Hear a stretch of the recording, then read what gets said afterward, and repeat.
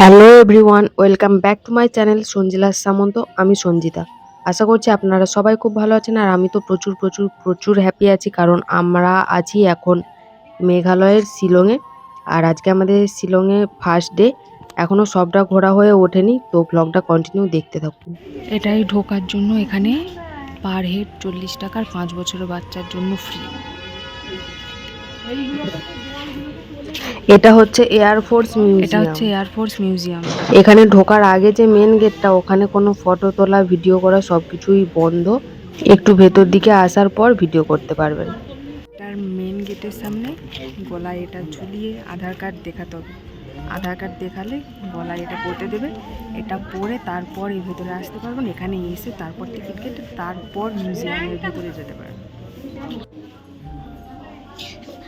দাঁড়া না, ঠিক আছে, আমরা যেন যাবো না।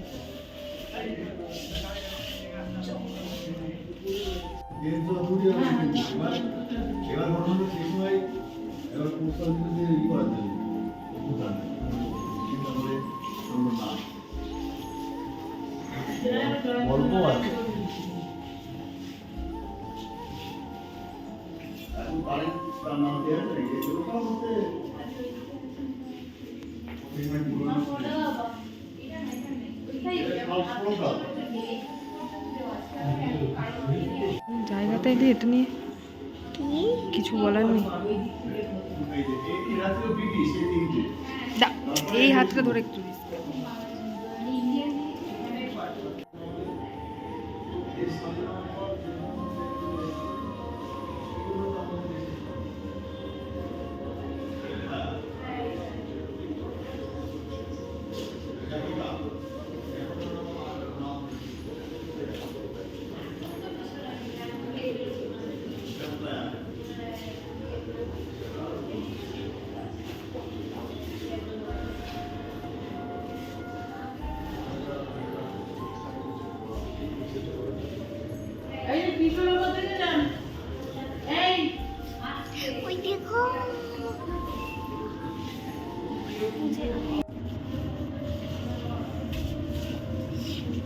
খেলবি।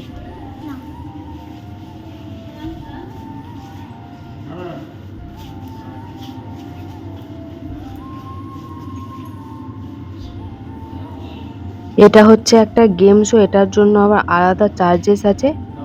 আর এটার গেম শোটা হচ্ছে আপনার মনে হবে যে আপনি প্লেন চালাচ্ছেন, এই রকম একটা গেম শো।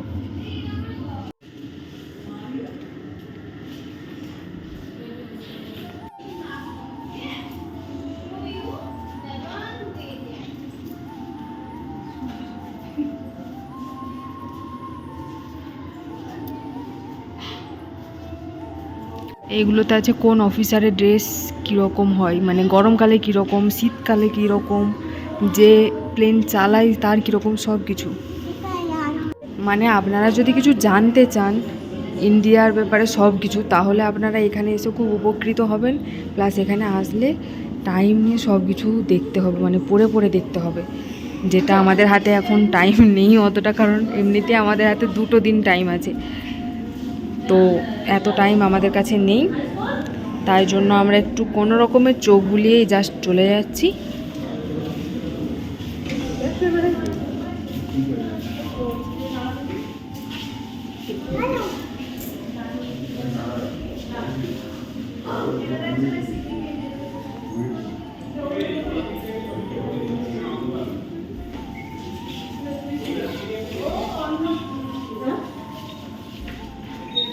কোনখানে ড্রেস কীরকম সেটাই এখানে দেওয়া আছে।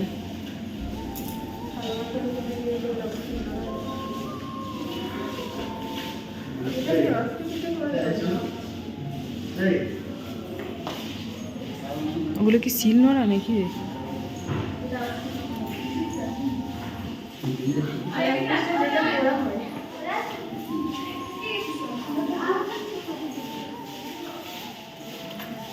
মণিপুরের ড্রেসটা বেশ ভালো লাগে।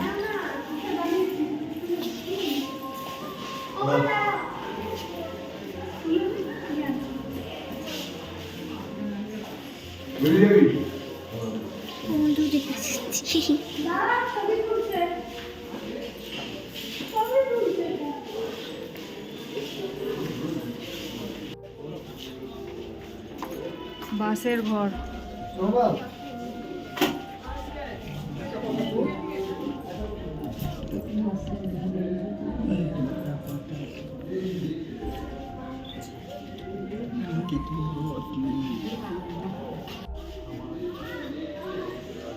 হ্যান্ডলুম কটেজ ইন্ডাস্ট্রি,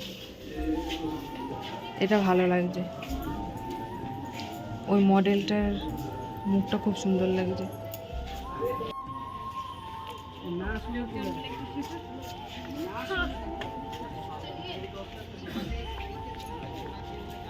লম্বা তো পুরো কভার করছে না।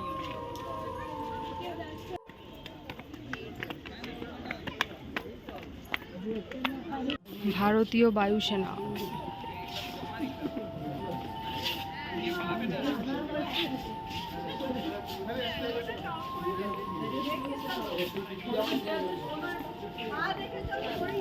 Air two air missile.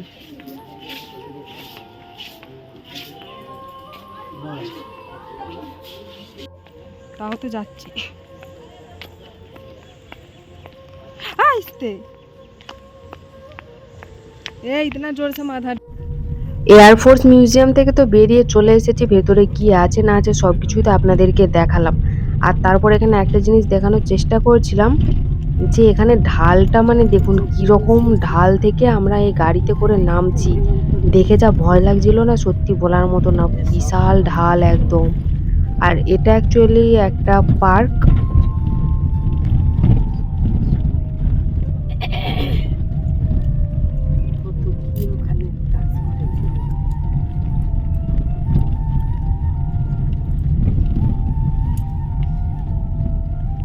যেখান থেকে আমি বললাম নি ওখান থেকে সিঁড়িতে উঠে আসো, সিঁড়িতে উঠে। এটা সেই ওয়াটারফলটাই যেটা আমরা সেদিক থেকে দেখেছিলাম, এলিফ্যান্ট ওয়াটারফল। এটা সেটাই। এখান থেকে দেখার জন্য মানে এখান থেকে আলাদা ভিউ নেওয়ার জন্য আবার এখানে আসতে হয়েছে।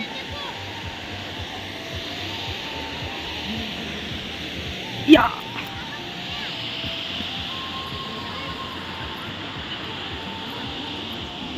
এখানটায় আসা বেকারই হলো, সেরকম কিছু নেই, কারণ একই তো।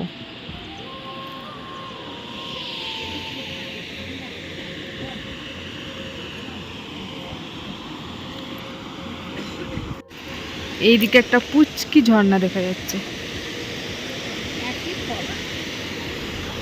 আর এটা সেটা যেখানে আমরা ফার্স্টেই গেছিলাম। মানে এদিকটাতে আসা হয়নি তো, তার জন্য এদিকটা আবার আলাদা, কিন্তু ওই ঝর্ণার জলটাই এইদিকে আসছে অ্যাকচুয়ালি। আউচ। এসেছি যখন, এখানে হচ্ছে মানে অ্যাডাল্টের জন্য 50 রুপিস আর চিলড্রেন্সের জন্য 20 রুপিস, আর শুটিংয়ের সেম চার্জেস মানে 1000 টাকা। এসেছি যখন ঘুরেই যাই, কি আর করার আছে। নাজারা তো আচ্ছা হ্যাঁ।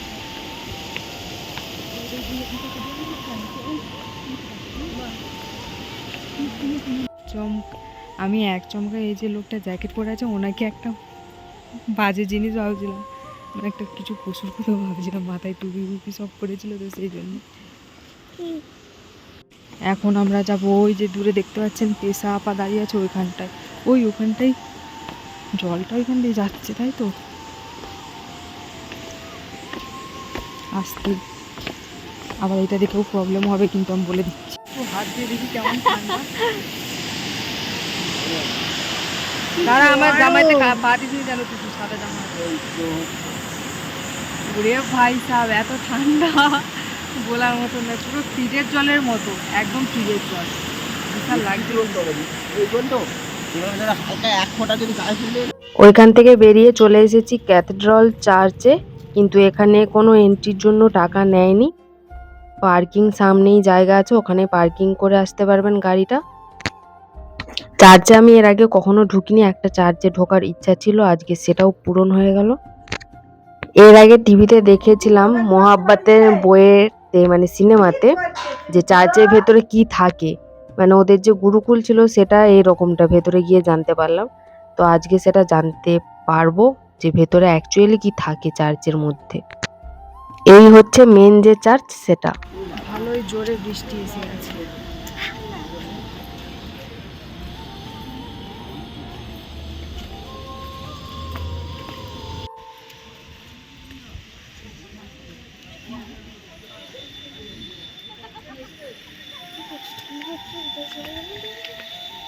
Cathedral church. প্রার্থনা করে এসেছে। হ্যাঁ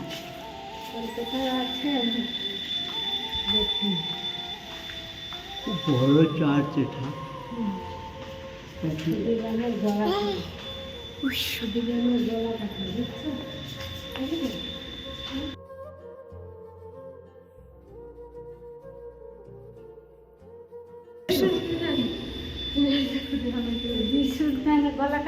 ওই গলা না ঘাটটা কাঁধ হয়ে আছে। মেন চার্চের ভেতর থেকে বেরিয়ে পড়েছি, এবার চার্চের চারপাশে যেগুলো আছে ওইগুলো একটু আপনাদেরকে ঘুরিয়ে দেখাই। আমার এই চার্চটা দেখে গোয়াতে যে প্যানজিম চার্চ আছে পুরো ওটার কথা মনে পড়ে যাচ্ছিল, কারণ কালারটা প্রায় একই ছিল।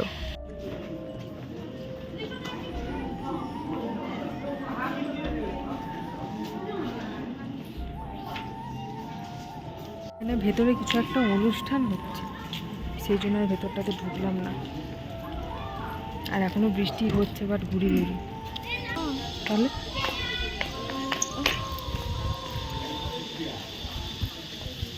মেঘটা বিশাল লাগছে।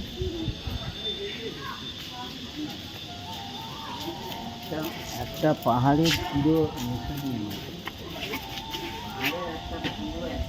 এই গাড়িটাতে করে ঘুরতে গেছিলাম। এইবার আমরা হোটেলে নামবো, মানে হোটেলে ঢুকবো। আমরা থাকছি এই যে হোটেলটা দেখছেন গোল্ডেন পিক, এটাতে। ভেতরে ঢুকে বাকিটা দেখাচ্ছি। হোটেলটা কিন্তু বিশাল আছে, আর তাই জন্যই এতটা প্রাইস। পার নাইট 3000 টাকা, ববি একটা রুমে। ভিউজটা দেখছেন তো? কিন্তু তাও 4 তলাতে আছি, তাতেই যদি 3000 টাকা করে নেয় ভাই, তাহলে নিচে থাকলে কত নিত ভগবান জানে। ওই না উপরে আছি বলেই হয়তো পাহাড়ের ভিউটা দেওয়ার জন্য এইরকম রেট, নিচে থাকলে হয়তো কম রেট ছিল। বাট এটা আমাদের সম্ভবত অনলাইনে বুক করেছিল পেশা, তাই জন্য এসে আর শিলংয়ে বুঝতে হলো না, এখানে এসে হোটেলে চলে আসলাম। হ্যাঁ, আর এত ঠান্ডা, এরা এসে এখানে চাদর কিনেছে, আমি এখনো কিনিনি কারণ আমার পছন্দ হয় না। যেটা পছন্দ হয়েছিল সেটা 600 টাকা পড়েছে, সেই জন্য আমি কিনে আমি দার্জিলিং চলে গেছিলাম। ওটাই আমি এখন মাথায় বেঁধে যাচ্ছি, যদি সোয়েটারে কিছু পছন্দ হয় তাও কিনবো। আমাদের হোটেল প্রাইসটা ছিল 2 নাইটে 2টো রুম মিলিয়ে 14,000 টাকা জিএসটি সহ। এমনিতে প্রাইস হচ্ছে 12,000 টাকা, কিন্তু জিএসটি সহ যেখানে 14,000। আছি মানে শিলংয়ে যে হোটেলে আছি ওইখান থেকে খাওয়ার জন্য পুলিশ বাজারে এসেছিলাম, কিন্তু আধ ঘন্টা হয়ে গেছে, হেঁটেই চলেছি। সবাইও খালি বলে সোজা যাও সোজা যাও সোজা যাও। এবার সোজা যেতে যেতে মনে হয় শ্মশানে পৌঁছে যাবো, তাও পুলিশ বাজার খুঁজে পাবো নি। এক্ষুনি আধ ঘন্টা হয়ে গেল, আর একটা লোককে এক্ষুনি জিজ্ঞাসা করা হলো, সেও বলে সোজা যাও কি ওই দিকে। মানে সবাই শুধু সোজাই যেতে বলছে, পুলিশ বাজারও মিলছে না আর হোটেলও মিলছে না খাওয়া। দুপুর হয়ে গেছে, এখনও খাইনি, 4টে 4:30 বেজে গেছে। একবারে রাতের ডিনারটা করেই মনে হচ্ছে এখান থেকে যেতে হবে, যা অবস্থা। এই এতক্ষণ পরে একটা মার্কেট দেখা গেল, ক মিনিট হাঁটলাম, পুরো পাক্কা আধ ঘন্টা বেশি হয়ে গেছে। এতক্ষণ পরে একটু মার্কেট টাইপের দেখতে পেয়েছি, এখনো হোটেল দেখতে পাইনি খাওয়ার। কি হবে কে জানে, ভগবানই জানে।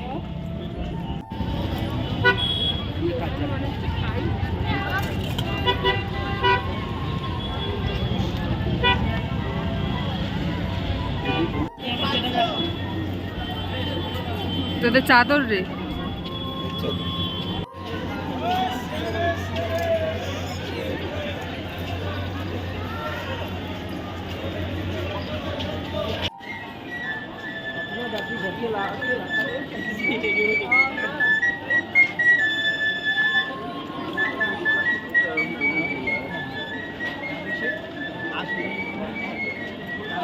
সবকিছু এখানে ঢেলে বিক্রি হচ্ছে ঠিকই, কিন্তু দামগুলো ছিল একদম আকাশ ছোঁয়া। ওদিকটাতে কোনো ভাতের হোটেল মিললো না, তাই জন্য আবার উল্টো দিকে চলে আসলাম। এদিকটাতে শুধু ফাস্ট ফুডে ভর্তি, অন্য কিচ্ছু দেখা যাচ্ছে না। এই যে সাদা রঙের প্লেটটা দেখছেন, এটাতে করে বিরিয়ানি দেবে 100 টাকা। মানে ভাবতে পারছেন কীরকম দাম বেশি এখানে সব জিনিসটা। এতে আবার কোনো আলুও নেই, জাস্ট এক পিস চিকেন। কিন্তু এই যে এইটুকুটা প্লেটটা এটাই 100 টাকা। হ্যাঁ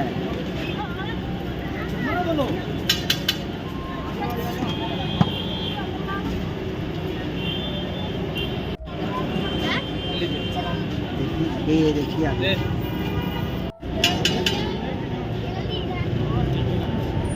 কিছু লাগে নেবে খাবে না।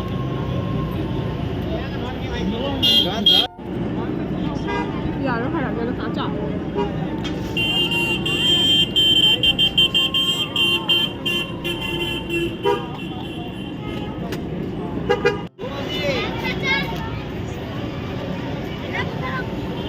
খাবারের টেস্ট একদম সেরকম ভালো না, মোটামুটি, খুব খারাপও বলা চলে না, ভালোই লাগছে।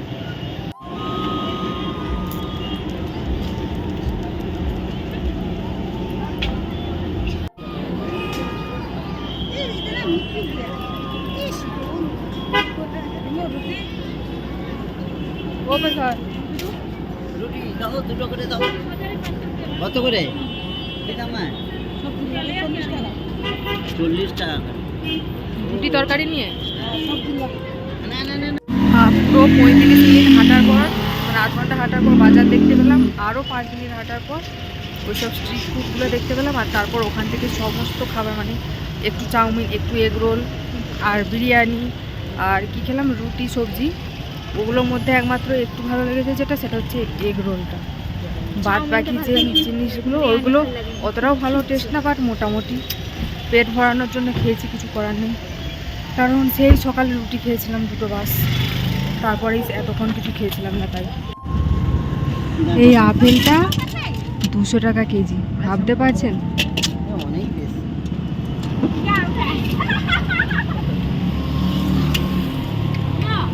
মানে এখানে এলে পেট হাতে করে নিয়ে আসতে হবে, খিদে না পাওয়াটাই বেটার।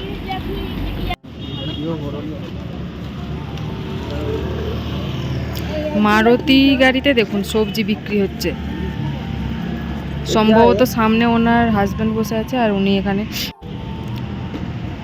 দেখুন গাড়ির মধ্যে সবজি বিক্রি করছে। আমরা এখন বাজার থেকে চলে এসেছি আর হোটেলে বসে আছি, কারণ এখানে 1 ঘন্টার মতো হেঁটে আসলাম, 1 ঘন্টারও বেশি হবে হেঁটে আসলাম। এখন আমাদেরকে 4 তলায় উঠতে হবে, সবাই উঠে গেছে, বাট আমি একটু আপনাদের সাথে কথা বলবো, সেই জন্য বসে আছি। আর ব্যাপারটা হচ্ছে, একটা অনেস্ট রিভিউ আমি দিতে চাই, সেটা হচ্ছে আপনারা যদি শিলংয়ে কোনো হোটেল বা রুম যা খুশি নেন, অবশ্যই কিন্তু আপনারা পুলিশ বাজারের মধ্যেই নেবেন, পুলিশ বাজারের একদম দূরে যাবেন না। মানে আমরা তো যেখানে নিয়েছি এখান থেকে আমাদেরকে 8 ঘন্টা হেঁটে ওই পুলিশ বাজারে যেতে হয়েছিল, আর ওইখানে গিয়ে আমাদের মানে পুলিশ বাজার থেকে আরও 5 মিনিট হেঁটে তবে আমরা খাবারটা পেয়েছি। এমন একটা জায়গাতে আমাদের হোটেল বুকিং করা হয়েছে, মানে অনলাইন বুকিং যেহেতু বুঝতে পারেন, তাই জন্য এরকম ব্যাপার হয়েছে। আর আপনারা যদি বুক করেন, আগে থেকে অনলাইনে বুক করলেও আগে থেকে কন্ট্যাক্ট নাম্বারে যোগাযোগ করবেন, কোথায় আছে প্রপার জায়গাটা জেনে তবে হোটেল বুকিং করবেন, আদার্স কিন্তু করবেন না, তাহলে এরকম আমাদের মতো ফেঁসে যাবে। কারণ এখানে টোটো বা এমনি ছোটোখাটো কোনো যানবাহন নেই, আছে বাস, আর বাসে যে আমরা যাব এখানে জায়গার নামই চিনি না, তো যাবো কী করে? ঠিক আছে, তো এবার আমরা হোটেলে উঠবো। আজকে আর ব্লগটা কন্টিনিউ করছি না, রাতের খাবার একেবারে নিয়ে চলে এসেছে, রুটি আর ওই সবজি, ওটা খেয়ে আজকে রাতটা কাটিয়ে আবার কালকে বেরাবো, মানে ঘুরতে বেরাবো। তো আজকের মতো ব্লগটা এখানেই শেষ করছি। আজকে ব্লগটা যদি আপনাদের ভালো লেগে থাকে তাহলে প্লিজ একদম লাইক করতে ভুলবেন না, যারা আমার চ্যানেলে নতুন, চ্যানেলটিকে সাবস্ক্রাইব করুন, আমার পাশে থাকবেন, ভালো থাকবেন, সুস্থ থাকবেন। দেখা হচ্ছে নেক্সট ব্লগে।